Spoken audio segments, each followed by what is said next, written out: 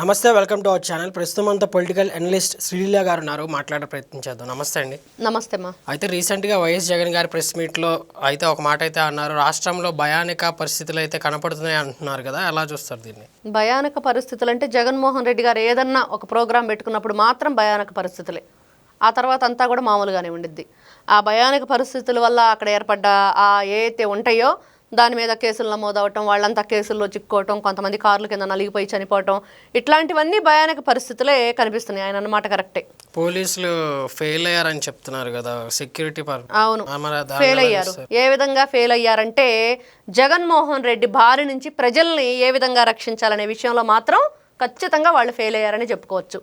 చూస్తున్నాం కదా, మరి వాళ్ళు ఏదైతే ఇచ్చిన కొన్ని లిమిట్స్ ఉన్నాయో వాటిని క్రాస్ చేసి జగన్మోహన్ రెడ్డి జన సమీకరణ చేయటం, ఇష్టానుసారంగా బళ్ళుని కార్ల కింద మనుషులను తొక్కించుకుంటూ వెళ్ళటం, అంబులెన్స్కి కూడా వీళ్ళు దారి ఇవ్వకుండా మనుషులు దాంట్లో చనిపోవటం, ఇవన్నీ కూడా మరి దీనివల్ల పాపం పోలీసులు జగన్మోహన్ రెడ్డి బారి నుంచి జనాలను రక్షించే కార్యక్రమంలో అయితే వీళ్ళు మాత్రం ఫెయిల్ అయ్యారని చెప్పుకోవచ్చు. వచ్చే వైఎస్ఆర్సీపీ ప్రభుత్వమే అని వైఎస్ జగన్ గారు ధీమా వ్యక్తం చేస్తున్నారు, మరి దీన్ని ఎలా చూస్తారు? వచ్చేది వైఎస్ఆర్సీపీ ప్రభుత్వమే, చచ్చేది ఆంధ్రప్రదేశ్ ప్రజలే. ఈ రోజున అధికారంలో రాకుండానే ఈ విధంగా చంపేస్తుంటే వస్తే ఇంకెలా మమ్మల్ని చంపేస్తాడు అంటున్న ప్రజలు. ఇదైతే క్లియర్గా అర్థమవుతుంది. ఎందుకు ఈ విధంగా అనుకోవాల్సి వస్తుంది అంటే చూసాం, ప్రజలందరూ కూడా బాబోయ్ నువ్వు రావద్దు, గంజాయి పర్యటనకి వెళ్తే వాళ్ళ పార్టీ వాళ్ళే వద్దన్నారు, బెట్టింగ్ రాయుడు విగ్రహావిష్కరణ వెళ్తే వాళ్ళ పార్టీ వాళ్ళే కూడా అక్కడ సపోర్ట్ చేయలేదు, అందుకనే రప్ప నరికేస్తామని చెప్పి ప్లకార్డ్స్ పెట్టారు. మరి దాన్ని కూడా ఎందుకు పెట్టారు అన్న దగ్గర కూడా కొన్ని వివాదాలు వినిపిస్తున్నాయి. కాబట్టి జగన్మోహన్ రెడ్డి అధికారంలోకి వచ్చాడా మేము చచ్చామే అంటున్న ప్రజలు. ఇదైతే మనకు క్లియర్గా అర్థమవుతున్న విషయం. అయితే కూటమి ప్రభుత్వం ఏదైతే సూపర్ 6 ఫెయిల్ అవుతుంది, అందుకే అది ఫెయిల్ అవుతుంది అని ఖచ్చితంగా చెప్తున్నారని, ఆ కాన్ఫిడెన్స్ మీద ఉన్నారని అనుకోవచ్చా? ఎవరు? జగన్మోహన్ రెడ్డి. ఆయన ఎలా చెప్తాడు? ఆయన చెప్పలేడు కదా. ఆయన అధికారంలో ఉన్నప్పుడు పరదాలు కట్టుకొని తిరిగాడు. ఈ రోజున అధికారం కోల్పోయాక నేను ప్రజలను పలకరించాలి, ప్రజలను కళ్ళారా చూడాలి, ఇదే నా చివరి చూపు అన్నట్టుంది జగన్మోహన్ రెడ్డి మాటలు. అంటే చివరి చూపు అంటే దేనికి? అధికారంలో లేకుండా ఉన్న చివరి చూపు, మళ్ళీ అధికారంలో నేనే వస్తానని పగటి కలలు కంటున్నాడు జగన్మోహన్ రెడ్డి. అదైతే క్లియర్గా చెప్పుకోవచ్చు, పగటి కలలే. ఇది మాత్రం ఏ గుంజామని వస్తే అది నిజం అవుతాయి, ఇట్లాంటి కళలు కాదు. జగన్మోహన్ రెడ్డి కలే పగటి కళలు ఇవి, అతను కంటున్న పగటి కళలు. అదేదో పిల్లి శాపానికి ఉట్టి ఊడిపడి పాలు పెరుగు కింద పోతే తినేద్దాం అనుకుంటుందంటే ఆ ఉట్టి ఊడిపడితే బాగుంది, అట్టుంది జగన్మోహన్ రెడ్డి కోరుకునేది. అదే రాష్ట్రం అప్పుల పాలు అయిపోతుంది అంటున్నారు కదా, మరి ఆయన చేసిన అప్పులేగా, ఆ తిప్పలు ఆయనేగా తెచ్చిపెట్టాడు రాష్ట్రానికి. జగన్మోహన్ రెడ్డి చేసిన అప్పులే ఈ రోజున కుప్పలుగా ఎన్ని రకాలుగా చేశాడో చూడండి. అందరికీ తెలుసు ఆ విషయం, ప్రతి ఒక్కరికి తెలుసు. జగన్మోహన్ రెడ్డి ఏదైనా బయట నుంచి ఒక్క ఇన్కమ్ ఉందా రాష్ట్రానికి? ఏ ఒక్క కంపెనీ అన్నా వచ్చి అక్కడ స్థాపించిందా? ఒక్క బిజినెస్ ఉందా? ఎంతసేపటికి వీళ్ళు మద్యం మీద ఏ విధంగా ముడుపులు కట్టేసుకున్నారో ప్రతి ఒక్క దాంట్లో వీళ్ళు బిజినెస్ చేశారు. ఎక్కడ ఎన్ని స్కీములు ఉన్నాయో అన్ని స్కీముల్లో స్కాములు చేశారు.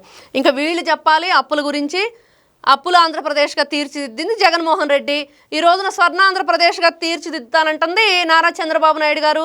మరి ఈయనే మాట్లాడాలి అప్పుల గురించి.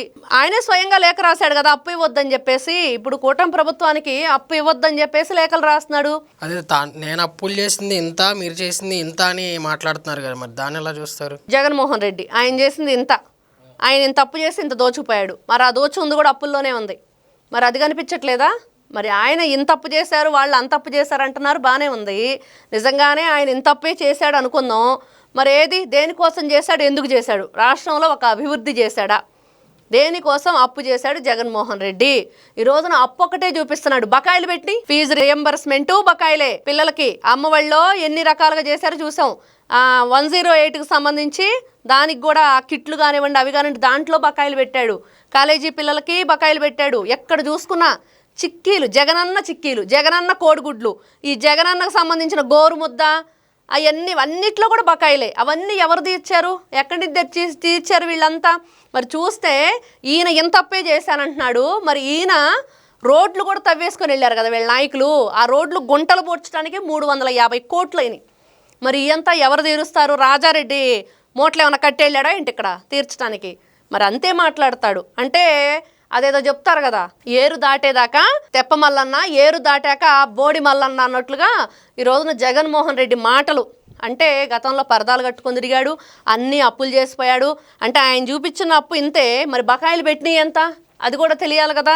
ఇంతవరకు ఆయన చేసిన మద్యం కుంభకోణంలో 650 షాపుల వరకు ఇంకా లెక్కలు ఉన్నాయి. మరి అవి కూడా తేలవాలి, ఎన్ని ఉన్నాయో ఏంటో ఏం చేశారో మరి. కాబట్టి ఆయన చూపించేది ఎంతే అయినా దాని వెనకాల చాలా లెక్కలు ఉన్నాయి. అయితే రాష్ట్రంలో పోలీస్ వ్యవస్థని నిర్వీర్యం చేస్తున్నారు, ఇష్టానుసారంగా వాడుకుంటున్నారు. ఇప్పుడు పిఎస్ఆర్ ఆంజనేయ లాంటి అధికారులు మీరు అరెస్ట్ చేస్తున్నారు, మచ్చలేని అధికారులు వాళ్ళు అనేటువంటి వ్యాఖ్యలు చేస్తున్నారు. మరి దీన్ని ఎలా చూస్తారు? ఆయన ఒక మచ్చలేని అధికారి, ఈయనే మొగటం లేని మహారాజు. ఈయనే చెప్పుకోవాలి దాని గురించి. నిజంగా వినేవాళ్ళు పిచ్చోళ్ళు అయితే అదేదో సామెత చెబుతారు, చెప్పేవాడికి వినేవాళ్ళు లోకువని. ఈ రోజున జగన్మోహన్ రెడ్డి చెప్తుంటే అందరూ కూడా చెవుల్లో పెద్ద పెద్ద క్యాలీఫ్లవర్, మన రోజా 2 పువ్వులు పెట్టుకొని వచ్చింది కదా, అట్లా పెట్టుకొని అందరూ వినాలి ఈ రోజున జగన్మోహన్ రెడ్డి చెప్పేవి. ఎలా ఉందంటే ఎవరి హయాంలో ఎవరు అధికారంలో ఉన్నప్పుడు ఐఏఎస్లు ఐపీఎస్లు చివరికి అస్సలు స్కూల్కి వెళ్ళే పిల్లాడు కూడా గంజాయి తాగే పొజిషన్కి ఎవరు తీసుకొచ్చారు? స్కూల్కి వెళ్ళే పిల్లల దగ్గర అమ్మఒడని కార్యక్రమం పెట్టి 3 పెళ్లిళ్ళ గురించి మాట్లాడింది ఎవరు? జగన్మోహన్ రెడ్డి కాదా? పిఎస్ఆర్ ఆంజనేయులు ఎందుకు బెయిల్కి అప్లై చేసుకోలేదంటే ఏం చెప్పాడు? నన్ను టచ్ చేసేవాడే లేడన్నాడు. ఈ రోజున టచ్ చేసిన తర్వాత ఏం చేశాడు? 420 కేసు కూడా పడింది ఆయన మీద. ఆయన చేసినవన్నీ కూడా బయటకు వచ్చినాయి, బ్రతుకు బండారం అంతా బయటపడింది. ఏమంటున్నాడు? దండం పెడతాను, ఏది చెప్పమంటే అది నేను మొత్తం కూడా కక్కేస్తాను, నాకు బెయిల్ ఇచ్చి నన్ను బయటికి పంపించండి అని చెప్పేసి దండాలు పెట్టాడు పిఎస్ఆర్ ఆంజనేయులు. ఇంకా చూసాం ఐపీఎస్లు కాంతిరాన్ టాటా, విశాల్ గున్ని, మరి ఎవరైతే పిఎస్ఆర్ ఆంజనేయులు, అదేవిధంగా చూస్తే ఇంకొకరు సునీల్ కుమార్ అని చెప్పేసి రఘురామకృష్ణరాజు గారి కేసులో ఇరికిచ్చాడు కదా జగన్మోహన్ రెడ్డి. మరి అతను మరి మొన్న చూస్తే ఇంకో ఐఏఎస్ మద్యం కుంభకోణంలో విశ్రాంత ఐఏఎస్ ఎవరైనా రజిత్ భార్గవ మరి అతను ఉన్నాడు కదా. ఎవరు పోలీసుల్ని మన కూడా అంబటి రాంబాబు చెప్తున్నాడు, పాపం ఎంతో కష్టపడి చదువుకొని వచ్చారు, ఈ రోజున వాళ్ళని ఇబ్బంది పెడుతున్నారని. మీరే కదా వాళ్ళని దొంగల్లాగా సెల్యూట్ కొట్టి, మన గతంలో ఎన్నోసార్లు చెప్పుకున్నాం, సెల్యూట్ కొట్టించుకోవాల్సిన పోలీసుల్ని సెల్లో నిలబెట్టింది ఎవరు? జగన్మోహన్ రెడ్డి కాదా? ఐఏఎస్ ఒక కలెక్టరు ఎవరు? శ్రీలక్ష్మి. వీళ్ళ నాన్న ఆయన తరం తర్వాత 2వ తరంలో నేను కూడా ఏమి మా నాన్నకంటే 6 ఆకులు ఎక్కువే తిన్నాను, తక్కువే తినలేదని జగన్మోహన్ రెడ్డి కూడా అదే పని చేశాడుగా. ఎవరిని వదిలిపెట్టారు? వీళ్ళు కదా పోలీసులను ఏ విధంగా దిగజార్చారో, లాఠీలకి బేడీలు వేయించింది జగన్మోహన్ రెడ్డి కదా. ఈయనే మాట్లాడాలి, మనమే వినాలి. సినిమాల డైలాగులు చెప్పడం కూడా తప్పేనా అని అంటున్నారు. అంటే బాలకృష్ణ, పవన్ కళ్యాణ్ లాంటి వ్యక్తులు సినిమా డైలాగులు చెప్తున్నారు, ఏమైంది ఇప్పుడు? నేను డైలాగులు చెప్తే ఏంటి తప్పేంటి అని అంటున్నారు, నేను ఎలా చూస్తారు? సినిమా డైలాగులు చెప్పటం కాదు, అవి చేసి చూపిస్తున్నారే అది తప్పు. చెప్పాడు కదా పేరు నాని, నైట్ నరికేయండి, పొద్దున్నే పరామర్శించండి అని. అంటే మీరు సినిమాలో డైలాగులు మాత్రమే ఉంటాయి, నిజాలు ఉండవు. అంతా కూడా అదొక చిత్రీకరణ, ఎందుకు? ఎంటర్టైన్మెంట్ కోసం మాత్రమే అది ఉండిద్ది. మీరేం చేస్తున్నారు? మీరు ఎంటర్టైన్మెంట్ మీరు చేసుకుంటున్నారు మనుషులను చంపి. అదే కదా కనిపిస్తుంది. సినిమాలో డైలాగులు చెప్పుకోమని ఎవరు వద్దనరు. 2029కి వస్తే నరికేయండి, మనం అధికారంలోకి వచ్చాక మీ మీద ఎవరి మీద మీకు కోపం ఉంటే వాళ్ళని చంపేయండి అని చెప్పి పేర్ని రాని లాంటి వాళ్ళు మెసేజ్లు ఇస్తున్నారు చూడండి, అది తప్పు అంటున్నాం. అది ప్రజలకి వాళ్ళని ఉద్రేకంగా రెచ్చగొట్టే విధంగా ఉంటుంది, వాళ్ళల్లో కక్షపూరిక రాజకీయాలకు తెరదీసే విధంగా ఉంటుంది. జగన్మోహన్ రెడ్డి 5 సంవత్సరాలని ముఖ్యమంత్రిని, ఇప్పుడు ఎమ్మెల్యేగా ఉన్నాను, మచ్చలేని పులివెందుల పులిని అని చెప్పుకుంటున్నాడు కదా. మరి ఆ మాత్రం మినిమం ఇది లేదా అతనికి? ఆలోచన జ్ఞానం లేదా? ఆలోచించే ఇది లేదా? మరి ఆ సినిమా రంగం ఈ రోజున మీదేదో మీరు చూసుకోకుండా అదేదో ఉరుమురువి మంగళం మీద పడ్డట్టు ఈయనెందుకు వెళ్ళి సినిమా రంగం మీద పడుతున్నాడు? ఏం మాట్లాడాలో తెలియదు, ఎలా మాట్లాడాలో తెలియదు, చూసి మాట్లాడటం అంతకంటే రాదు, తెలుగు ఇంగ్లీష్ కలిపి మాట్లాడతాడు. మనం చూసాం డిజిటల్ బోర్డుని చేత్తో దుడుపుతాడు, ఎరైజర్ యూస్ చేయాలని కూడా తెలియదు. అక్కడ ఆప్షన్ ఉంటుంది, ఆ బటన్ నొక్కటం అలవాటే కదా, మరి ఆ బటన్ నొక్కటం ఆయనకు చేత కాలేదు. మరి ఈయన గురించే చెప్పుకోవాలి మనం. ఈయన సినిమాలో మంచి పాటలు ఉంటాయి, పాడుకోవచ్చు, దాంట్లో కొన్ని అసభ్యకరమైన ఉంటాయి, దానికి సెన్సార్ బోర్డు కూడా కొన్నింటిని తిరస్కరించిద్ది, కొన్నింటిని పబ్లిక్లో మనం చూస్తాం. ఫస్ట్ అక్కడ ఏముంటుంది మనకి? 18 సంవత్సరాలు నిండిన వాళ్ళు మాత్రమే ఈ మూవీస్ చూడండి అని ఉండిద్దా? మరి ఎందుకు పెడుతున్నారు? కొన్ని దాంట్లో క్రాస్ చేసినవి ఉంటాయి కాబట్టి మీరు చూడకూడదు, ఆ పిల్లల్ని మీరు పెద్దవాళ్ళు ఉన్నారు అలా వెళ్ళండి అని. మరి నువ్వు పార్టీ పెద్దగా ఉండి ఏం చెబుతున్నావు నీ వాళ్ళకి? ఇదేనా నువ్వు ఇచ్చే మెసేజ్? రపరప నరికేయండి అని. ఆ రోజు చూసాం విలేకరి ఏదైతే రపరప గురించి అడిగితే, ఇంకోసారి మైక్ పట్టుకో మళ్ళీ చెప్పు, వినిపించట్లా, ఇంకొంచెం పెద్దగా చెప్పు అందరూ వింటారు అని నయనానందంగా నువ్వు వింటూ మరి శ్రవణానందంగా ఉంటే నీకెలా ఉండిద్ది? చూస్తున్నాడు కదా, చూడటానికి వినటానికి నీకు అంత ఆనందంగా ఉంటే మరి ఏ విధంగా మీరు ఈ రోజున మాట్లాడుతున్న మాటలు, చేస్తున్న పనులు, ఈ రోజున పవన్ కళ్యాణ్ గారు, బాలకృష్ణ గారు, లేకపోతే అల్లు అర్జున్ గారు వాళ్ళని ప్రేక్షకులు ఆదరిస్తున్నారు, వాళ్ళ కళని ప్రోత్సహిస్తున్నారు, వాళ్ళ అభిమానులుగా ఉన్నారు, చూస్తున్నాం కదా. మరి ఇవన్నీ వదిలేసి ఈయనెందుకు అలా వాళ్ళ మీద పడతాడు? తట్టుకోలేకపోతున్నాడా? నీకెవరో హీరోయిజంగా నిన్ను ప్రకటించట్లేదా హీరోగా? జగన్మోహన్ రెడ్డి బాధ ఏంటో అర్థం కావట్లా. ప్రజలైతే మాత్రం కన్ఫర్మ్ చేసేశారు, లండన్ మందులు అయిపోయినాయి అనేది మాత్రం క్లియర్గా అర్థమవుతుంది ఆయన మాటల్లో. గుడివాడలో ఎవరైతే ఉప్పల హారిక పైన టీడీపీ గుండాలు దాడి చేశారు, దారుణంగా దాడి చేశారు, శాడిస్టులు అనేటువంటి మాటలు మాట్లాడుతున్నారు, మరి దాన్ని ఏమంటారు? ఇక్కడ ఉప్పాల హారిక బీసీ సామాజిక వర్గానికి చెందిన మహిళగా వీళ్ళందరూ కూడా మాట్లాడుతున్నారు. ఎవరు కూడా మహిళ మీద దాడి అంటే ఎవరు కూడా దాన్ని ప్రతి ఒక్కరం ఖండిస్తాం, తప్పేనని చెప్తాం. కానీ అక్కడ ఏం జరిగిందని ఫస్ట్ తెలియాలి. ఈ రోజున ఒక బీసీ మహిళ హారిక మీద దాడి అంటున్నారు. ఆ దాడి అంటే ఏ విధంగా చేశారు దాడి? ఆమెను ఏమైనా కొట్టారా? ఏమన్నారు? ఆవిడ కారు పగలగొట్టారు అంటున్నారు. ఎందుకు పగలగొట్టారు తెలుసా మీకు ఆ విషయం? మీకు తెలుసా? మీరు చూసారా ఎందుకు పగలగొట్టారో?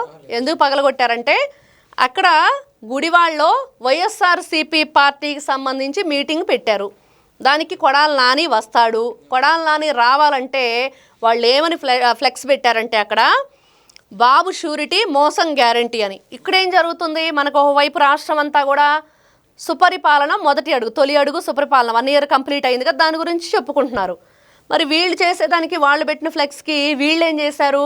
మళ్ళీ అక్కడ గతంలో ఎవరైతే బూతుల నానిగా పేరుగాంచిన కొడాలి నాని అలియాస్ అతను ఏం చెప్పాడంటే చంద్రబాబు నాయుడు కుప్పంలో అతను గనక గెలిస్తే నేను మాత్రం ఆయన షూ పాలిష్ చేస్తాను, బూట్లు దుడుస్తూ కాళ్ళ కడపడి ఉంటాను, రాజకీయ సన్యాసం చేస్తానని.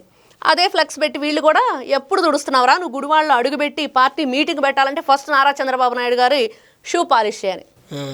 ఆయనన్న మాటలే కదా, నీవు నేర్పిన విద్యయే నీరజాక్ష అని మీరు చేసిన ఈ పిచ్చి పచ్చి బూతులు ఏవైతే ఉన్నాయో మరి ప్రజలు కూడా అయ్యే అనుసరిస్తున్నారు. పాపం జగన్మోహన్ రెడ్డి అర్థం కావట్లేదా? అర్థం చేసుకోవడానికి ప్రయత్నించట్లేదా? లేకపోతే మందులు వేస్తూ ఉంటే కానీ ఈయనకు అర్థం అవదా అనేది ఇక్కడ ఎవరికి అర్థం కాని విషయం. మరి ఈ రోజున ఈ కొడాలి నాని మీరు అంటున్నట్లుగా గుడివాడ గురించి చెప్పుకోవాలంటే ఆ ఫ్లెక్స్లు పెట్టిన తర్వాత ఏం జరిగిందంటే కొడాలి నాని రావట్లేదు, పోలీస్ స్టేషన్లో సంతకం పెట్టి వెళ్ళిపోయాడంట. పేరుని నాని వస్తాడంట కొడాలి నానిని రీప్లేస్ చేయడానికి అని. కొడాలి నాని వస్తే అస్సలు ఒప్పుకోం. కొడాలి నాని వస్తే చీర గాజులు పసుపు కుంకుమ ప్లేట్లో పెట్టి రెడీగా ఉంచారు. ఇదిగో చెప్పిన మాటలు ఏవైతే ఉన్నాయో కారు కూతలు అని చెప్పి ప్రజలు అంటున్నారు, పిచ్చి మాటలు అంటున్నారు, కుక్క కరిచింది అంటున్నారు. ఎందుకంటే ఆయనే చెప్పాడు అరిచే కుక్క కరవదు, కరిచే కుక్క అరవదు. ఎందుకురా నైట్కి నైటే పిచ్చి మాటలు రపరపమని నైట్ వేసేయాలా, పొద్దున్నే పరామర్శించాలా? ఆ మాటలు ఎందుకు మాట్లాడావు? గుడివాడలో మహిళలమే మేము పట్టపగలు రోడ్డు మీదకి వచ్చాము, నీకు ధైర్యం ఉంటే వచ్చి మమ్మల్ని ఏం చేస్తావు వచ్చాయి రపరప అంటున్నావు కదా, నరికేస్తావా నరికే, లేకపోతే ఈ చీర గాజులు తీసుకొని చేతికి గాజులు తొడుక్కొని వెళ్ళు అని చెప్పి దీని దగ్గర వివాదం స్టార్ట్ అయింది. జెడ్పీటీసీగా ఉంది ఆవిడ అక్కడ, ఎవరో ఉప్పాల హారిక అనే ఆవిడ. మరి ఆవిడ వెళ్ళినప్పుడు వీళ్ళందరూ కూడా దారిచ్చి మర్యాదగా మీరు వెళ్ళండి మీటింగ్ అని ఒక మహిళగా టీడీపీ సాటి మహిళలు మిమ్మల్ని అంత గౌరవంగా పంపించినప్పుడు మళ్ళీ యూటర్న్ తీసుకొని వచ్చి రెచ్చగొట్టే విధంగా హారిక భర్త హారిక ఎందుకు వివాదాస్పదమైన చాలా చాలా మాటలు భాష అంతా మాట్లాడారు.